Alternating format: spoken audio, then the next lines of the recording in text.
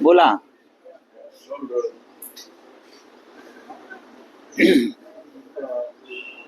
काल ठाकरे बंधूंची राजकीय युती अधिकृतरित्या घोषित झाल्यानंतर महाराष्ट्रात अनेक प्रतिक्रिया येतात. त्यात मुख्यमंत्री देवेंद्र फडणवीस असं म्हणतायत की ठाकरे बंधू मराठी माणसासाठी नाही तर स्वतःच्या पक्षाचं अस्तित्व टिकवण्यासाठी एकत्र आले आणि ठाकरे बंधू एकत्र आले तरी काहीही फरक पडणार नाही, सत्तेसाठी एकत्र आले असं. मग काही फरक पडणार नाही तर मग रिॲक्शन कशा करतात येते? ठाकरे बंधू एकत्र आल्यामुळे काही फरक पडणार नसेल तर मग तोंडाची डबडी वाजवत्या कशाला सगळेच? अगदी काल दिवसभर त्यांचे प्रवक्त्यांच्या फौजा ही युती कशी अमुक आहे तमुक आहे वगैरे बोलत होते. त्याची गरज नाही ना, सोडून द्या ना तुम्ही. आपण 16 तारखेला याच्यावर चर्चा करू. 16 जानेवारीला बघा, ठाकरे बंधू मला सांगा की भारतीय जनता पक्षानं आणि किंवा देवेंद्र फडणवीसांनी मराठी माणसासाठी काय केलं? काय केलं? एक गोपीनाथराव मुंडे सोडले तर कधीही कोणीही अखंड महाराष्ट्राविषयी बोलले नाही किंवा बेळगाव कारवार सीमा प्रश्नाच्या संदर्भात मराठी माणसावर होणाऱ्या अन्यायासंदर्भात आवाज उठवला नाही. गोपीनाथराव मुंडेंचा अपवाद आहे. बाकी मला सांगा, कोणत्या भाजप नेत्याने मराठी माणसावर होणाऱ्या अन्यायाविरुद्ध आवाज उठवला? ना या राज्याच्या सध्याच्या मुख्यमंत्र्यांनी ना त्यांच्या सहकार्याने. बावनकुळे म्हणतात आम्ही वेगळा विदर्भ करू, महाराष्ट्र तोडू. बोलले ना, अधिवेशन काळात बोलले ना. त्याच्यावरती ठाकरेच उभे राहिले ना. कसा तोडताय बघू. मुख्यमंत्री उभे राहिले का? मुख्यमंत्र्यांचं कर्तव्य होतं या राज्याचे मुख्यमंत्री म्हणून बावनकुळ्यांना जाब विचारण्याचं. केलं का? तुम्ही आम्हाला का शिकवत्या मराठी माणसाच्या गोष्टी? ठाकरे होते म्हणून तुम्ही या राज्याचे मुख्यमंत्री आहात, लक्षात घ्या. बाळासाहेब ठाकरे होते आणि ठाकरे आहेत म्हणून तुम्ही या राज्याचे मुख्यमंत्री आहात. नाहीतर तुम्हाला राज्याचा तुकडा पाडून एका लहानशा तुकड्याचा मुख्यमंत्री व्हावं लागलं असतं. आम्ही ते होऊ देत नाही. ही तुमची पोटदुखी आहे. आम्ही मुंबई वेगळी होऊ देत नाही, ही तुमची पोटदुखी आहे. मुंबईला महाराष्ट्रामध्ये आम्ही अजूनपर्यंत ठेवलाय संघर्ष करून, ही तुमची पोटदुखी. नाही तर तुम्हाला काय, तुम्ही काय केलं मराठी माणसासाठी? दाखवा ना, तुम्ही 10 कामं दाखवा की हे आम्ही महाराष्ट्रासाठी मराठी माणसासाठी केलं. गौतम अडाणीला मुंबई विकणं म्हणजे मराठी माणसाचं काम नाही ना. गौतम अडाणी सारख्या मोदींच्या मित्राला अख्खी मुंबई विकणं किंवा फुकटात घशात घालणं हे मराठी माणसासाठी केलेली सेवा आहे का तुमची? आम्ही बघू ना. आम्ही 2 ठाकरे एकत्र आलेले आहेत, आमचे भाऊ एकत्र आले, 2 पक्ष एकत्र आलेले आहेत. तुम्ही तुमचं बघा. आम्ही सत्तेसाठी एकत्र आलोय, ठीक आहे. मग तुम्ही काय एकमेकांना चंपी मॉलिश करायला एकत्र आलात की रात्री एकनाथ शिंदे जातात वर्षावर, मग ते त्यांना मॉलिश करतात. मग देवेंद्र फडणवीस ठाण्यात जातात, मग फडणवीस त्यांना मॉलिश करतात. मग दोघे मिळून अजित पवारचं चंपी मॉलिश करतात. हा, तुम्ही एकमेकांना मालिश करायला एकत्र आलाय का? हे सगळे भ्रष्टाचारी इतर पक्षातले घेऊन तुम्ही काय कोणते दिवे लावताय? सत्तेसाठीच ना. सत्तेसाठी तुम्ही आमची शिवसेना फोडलीत मराठी माणसाची. हे तुमचं महाराष्ट्राचं बाबतीत केलेलं कर्तव्य. मराठी माणसाची संघटना जी बाळासाहेब ठाकरेंनी निर्माण केली ती तोडून निवडणूक आयोगाच्या माध्यमातून ती एका लफंग्याच्या हातात दिली तुम्ही. हे तुमचं मराठी प्रेम? मतभेद असतील राजकीय, पण मराठी माणसाची संघटना फोडण्याचं पाप तुम्ही केलंय आणि हा महाराष्ट्र तुम्हाला माफ करणार नाही आणि याचा बदला मुंबई महानगरपालिकेत घेतला जाईल. आशिष शेलार म्हणतात की कालची पत्रकार परिषद ही शॉर्ट फिल्म असेल ना. हल्ली शॉर्ट फिल्मला नोबेल पुरस्कार मिळतात किंवा ऑस्कर मिळतात. सांस्कृतिक मंत्रालय माहीत पाहिजे, या राज्याच्या सांस्कृतिक मंत्र्याला माहीत पाहिजे की हल्ली शॉर्ट फिल्म्स बरं आणि फिल्मपेक्षा वेब सिरीज, आणि त्यांना ऑस्कर मिळतात, नोबेल मिळतात, हे सांस्कृतिक मंत्र्यांना माहीत पाहिजे. साहेब, अल्ला हाफिजवर मुख्यमंत्र्यांनी त्यांचं मत मांडलंय. त्यांचं असं म्हणणं की तो कार्यक्रम जिथे झाला ते ठिकाण समजून घ्या, आणि जे आज मला अल्ला हाफिजवर प्रश्न विचारतायत त्यांच्या शेजारी बसलेल्यांकडून त्यांनी आधी वंदे मातरम म्हणून घ्यावं. हो, वंदे मातरम मग मला म्हणतात. शिकवा. नाही, वंदे मातरम तर आम्ही म्हणतोच. वंदे मातरम तुम्ही कधी म्हणायला लागलात? देशाच्या स्वातंत्र्य लढ्यात तुम्ही वंदे मातरम म्हटला नाही.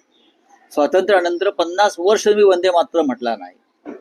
आता राजकीय अपरिहार्यता म्हणून तुम्हाला वंदे मातरमची आठवण झाली. या देशातल्या अनेक मुस्लिम क्रांतिकारकांनी, अशफाकुल्ला खान पासून सोलापुरात सुद्धा आमचे मुस्लिम बांधव फासावर गेले क्रांतिकारक, त्या सगळ्यांनी वंदे मातरमचा ची गर्जना करत ब्रिटिशांनी त्यांच्या भोवती जो फासाचा दोर आवळला तो त्याने आवळून घेतला आणि ते फासावर लटकले. खरं त्यांच्या पूर्वजांपैकी, म्हणजे त्यांच्या वैचारिक पूर्वजांपैकी कोणी गेले वंदे मातरम म्हणत? सांगावं ना. ज्यांचे लोक देशाचा तिरंगा फडकवायला तयार नाहीत, ज्यांच्या लोकांनी बॅरिस्टर जिनाबरोबर वाटाघाटी करून द्विराष्ट्रवादाचा पुरस्कार केला. श्यामाप्रसाद मुखर्जी हे मुस्लिम लीगच्या सरकारमध्ये होते, तुमचे बाप जाते. तुम्ही आम्हाला काय शिकवताय वंदे मातरम? देवेंद्र फडणवीस, आम्हाला शिकव नका तुम्ही. महापालिकेमध्ये 2017 साली शिवसेनेचे आणि मनसेचे एकूण ठीक आहे, सोडा. आजारी आहेत, नाराज असल्याची चर्चा आहे. बाळा नांदगावकर हे आजारी आहेत आणि 2 दिवस मी त्यांच्याशी त्याही परिस्थितीत चर्चा करतो. शिवसेना आणि मनसेच्या या संपूर्ण प्रक्रियेमध्ये बाळा नांदगावकर दिवस रात्र काम करत होते. मला माहिती आहे, रात्री 12, 1, 2 वाजेपर्यंत त्यांच्या बैठका सुरू होत्या शिवसेनेबरोबर, आणि ते आजारी पडलेले आहेत म्हणून ते काल दिसले नाही आणि आजही ते आजारी आहेत. रावसाहेब, या युतीवर उपमुख्यमंत्री एकनाथ शिंदे यांची प्रतिक्रिया आली आहे. ते असं म्हणतात की या आधी मुंबईकडे सोन्याचं अंड देणारी कोंबडी म्हणून बघितलं गेलं, आता ही कोंबडीच ठाकरेंना कापायची आहे आणि मुलं पळवणारी टोळी, यावर ते म्हणाले की आधी यांना स्वतःची मुलं सांभाळायला सांगा. हो, त्यांनी स्वतः, शिंदेने पण स्वतःच मुलं सांभाळावीत ना. भारतीय जनता पक्ष त्यांची मुलं पळवणार आहे. भारतीय जनता पक्ष मी त्या जसे कुत्रे पकडायच्या गाड्या असतात ना, पिंजरे, तसे पिंजरे भारतीय जनता पक्षानं लावलेले आहेत. आणि महानगरपालिकेनंतर कोणाची पोरं कोण पळवत आहे? एकतर शिंद्यांची पोरं जी आहेत आता ती अनावरस आहे, स्वतःची पोरं नाही, ती अनावरस आहे. त्यांचा पक्ष जो त्यांना मिळालेला आहे तो चोरीच आहे. ज्या पक्षाचा बापच चोरलेला आहे, चोरीचा आहे, अनावरस आहे, बापच अनावरस आहे. अमित शहानी आपलं नाव दिलंय त्याला एवढंच की हा माझा पक्ष आहे. कळेल तुम्हाला महापालिका निवडणुकांनंतर कोणाची पोरं कोण पळवते. पिंजरे लावले आहेत, कुत्र्याला लावतात ना तसे, आणि त्यात किती जात आहेत ते बघा. मग वर्षा गायकवाड असं म्हणतात की कुठल्याही प्रकारची चर्चा मागे 4 महिन्यात आपल्या पक्षाने म्हणजे ठाकरेंच्या शिवसेनेनं ही केली नाही आणि त्याच्यामुळे मग आम्ही स्वबळाचा नारा दिला. आम्ही महाविकास आघाडीमध्ये होतो असं असताना त्यांनी आमच्याशी चर्चा करायला पाहिजे होती. त्या 2 भावांची युती झाली, मात्र आम्हाला काही 100% चर्चा झालेली आहे.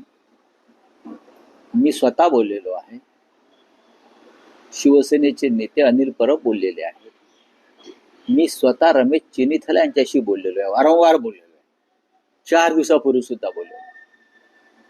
मी दिल्लीच्या हायकमांडशी बोललेलो आहे. कदाचित वर्षाताईला माहित नसेल. पॉज सिटीशी सुरू असलेली चर्चा थांबली नाही असं म्हटलं जातं. नाही, आणि याचवरून 10 जागा तुम्ही देता आहात, ती त्यांना मागणी मान्य नाही. त्यांना साधारण 30 जागा पाहू त्यांना आता. हव्या आहेत. असं आहे की मुळात मुंबईतल्या जागा किती आहेत त्यानुसार जागा वाटप होईल, कोणाची कुठे ताकद आहे त्यानुसार जागा वाटप होईल. आम्हाला काँग्रेस आणि राष्ट्रवादी काँग्रेस हे आमच्या बरोबर हवे आहेत, पण आता मनसे आणि शिवसेनेतलं जागा वाटप आत्ता संपलेलं आहे. काल तुम्ही पाहिलं असं की राजसाहेबांनी आकडा सांगितला नाही. आम्हाला आकडे सांगण्याची गरज नाही. आता आकड्यावरती जर युती अडत असेल, आकड्यावरती युती अडता कामा नये. जिंकून येणाऱ्या जागा संदर्भात चर्चा केली पाहिजे. माझ्या ठिकाणी एखादा दुसरा पक्षाचा उमेदवार जिंकणार असेल तर त्यासाठी जागा सोडली पाहिजे. अडवणूक असू नये. यावरून शरद पवार देखील नाराज असल्याचं मला वाटतं. ते म्हणतात नाही, एक मिनिट, ते म्हणतायत की आमचा काही पक्ष हा मुस्लिम पक्ष नाहीये. ज्या जागा दिल्या जात आहेत जागा वाटपात त्या मुस्लिम जागा ज्या आहेत मुस्लिम बहु तिथल्या जागा देत आहेत. ते आमचा पक्ष विद्यमान नाही. नगरसेवक होते तिथे त्या जागा दिल्या जात नाही असं त्यांचं. खास करून विक्रोळी कुर्ला नाही, पाहू नये, त्याच्यावरती आमची चर्चा संपलेली नाही. जर आता काल एखादा नगरसेवक असेल तो त्या परिस्थितीत निवडून आला 10 वर्षापूर्वी, आज परिस्थिती बदललेली असेल आणि ती जागा कमजोर पडत असेल तर त्या संदर्भात जिंकण्याच्या दृष्टीनं दोन्ही पक्षांनी विचार केला पाहिजे. एक जागा महत्वाची आहे आणि मुस्लिम वगैरे हा विषय नसून मुस्लिम हा आमच्या बरोबर आहे. ठाकरे बंधूंची युती होती. दुसरीकडे नाशिकचे माजी महापौर हे पक्ष सोडून जात आहेत. मग जाऊ द्या. कालपर्यंत ते दुपारी 1 वाजेपर्यंत नाचत होते युती झाली म्हणून ठाकरे. असं काय झालं की नाही, काहीच नाही ना. म्हणजे मला पण आश्चर्य वाटतंय की काल दुपारपर्यंत ते गुलाल उधळत भगवा हवेत फिरवत शिवसेना मनसेची युती झाली म्हणून जल्लोष करत होते हे की लोक. कसा विश्वास ठेवायचा कोणावर? राऊतसाहेब, ठाकरे बंधू सतत हा दावा करतायत की मुंबई महापालिकेवर त्यांची सत्ता येणार, भगवा फडकणार, महापौर मराठीच असेल. पण युती जाहीर होत असताना सत्ता वाटपाचा काही फॉर्म्युला ठरलाय का? कशाला पाहिजे? कोणाचा महापौर बघा, कोणाचा स्टँडिंग कशा करता? तुम्हाला या कशा- आधी 2018 जे न्यूसी मध्ये झालेलं काय झालं 2000? ते पहा. म्हणजे अधिकार तुम्ही आणि- तुम्ही तुम्ही तुम्ही अमित शहाची राज ठाकरेंबरोबर तुलना करता का? पण तुम्ही राजकारण अपमान आहे. राजकारण तुम्ही आम्हाला अजिबात शिकवू नका. तुम्ही अमित शहाची तुलना राजसाहेब ठाकरेंबरोबर अजिबात करू नका. कळलं का? ते तेव्हा काय झालं? तेव्हा त्यांनी बेईमानी केली. ते बेईमान आहेत. त्याने शब्द पाळला नाही. तुम्ही राज ठाकरेंच्या बाबतीत हा विचार करणं हे चुकीचं आहे. आपल्या पक्षातील अनेक रावसाहेब आमदार, ठाकरेंच्या खासदार सेनेचे किंवा इतर पदाधिकारी जे आहेत ते आपल्या कुटुंबातील व्यक्तींसाठी जास्तीत जास्त उमेदवारी मिळावी यासाठी प्रयत्न करताना दिसतात. परत राजकीय घराणेशाहीचा आरोप या ठिकाणी. मला असं वाटत संजय नाही. पाटील, विनोद गोसाळकर, आपल्या पक्षाचे अनेक सुनील प्रभू आहेत, अजय चौधरी आहेत, विनायक राऊत आहेत. हे सर्वांची नावं पुढे येतात. त्यांच्या कुटुंबियांसाठी ते उमेदवारीसाठी जोर लावतात. संजय पाटील यांची कन्या राजुल पाटील या युवा सेनेचे अनेक वर्ष काम करतायत. युवा सेनेच्या कोर कमिटीत आहेत. सुनील प्रभू यांचे चिरंजीव अंकित प्रभू ते अनेक वर्ष युवा सेनेच्या माध्यमातून महाराष्ट्रात काम करतायत. हा, अजून तुम्ही कोणती नावं घ्या, मी तुम्हाला त्यांच्याविषयी माहिती द्यायला तयार आहे. नाही, पण राऊतसाहेब, अनेकांचा प्रयत्न आहे की आपल्या घरातच उमेदवारी राहावी. आणि- समजा जर विद्यमान नगरसेवक नसेल तर आपली पत्नी, आपला भाऊ, आपला मुलगा, तर कार्यकर्त्यांना कधी संधी मिळणार असं कार्यकर्त्यांचं काय म्हणणं आहे. ते अंकित प्रभू किंवा राजुल पटेल किंवा तुम्ही जी नावं घेताय ते कार्यकर्ते नाही आहेत का? माझे वडील कोणीतरी असतील पण मी पण कार्य करतोय. आता मी ते आहे, सुनील राऊत काम करतायत म्हणून ते आमदार झाले. कार्यकर्तेच आहेत ना. असं अनेक ठिकाणी होतं. असं सर्वच पक्षात होत आहे. घराणेशाही सगळ्यात कुठे असेल तर तुम्ही पहा, भारतीय जनता पक्षाची घराणेशाही कुठेच नाही. चला, धन्यवाद. बोलिये. क्रिसमसच्या शुभेच्छा. नाताळाच्या पंतप्रधान गेले चर्चमध्ये, त्यांनी ट्विट केले सर. आणि त्यात ते व्हॅटिकनला पण जातील. नाही, ते आमचे पोपच आहेत ना हिंदूंचे. विजय मल्ल्या आणि ललित मोदी तिकडे हा, पार्टी त्यांनी करत आहेत. आणि व्हिडिओ ट्विट केले आहेत आणि त्यांनी खिजवलं एका प्रकारे आम्ही की सर्वात आम्ही मोठे फरार असं त्यांनी सर्वात मोठे आम्ही फरार आम्ही सगळ्यात मोठे भगोडे आहोत. हा. मोदी उत्तर देतील ना. मोदी जातात लंडनला, भेटलं पाहिजे त्यांनी त्यांना.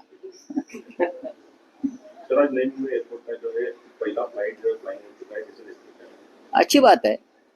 एक नया एयरपोर्ट जो अडानी के कब्जे में है वो भी, वहां से पहला फ्लाइट अगर आज टेक ऑफ हो रहा है तो महाराष्ट्र के लिए गर्व की बात है. और क्या है, बाकी सब कुछ अडानी का ही है.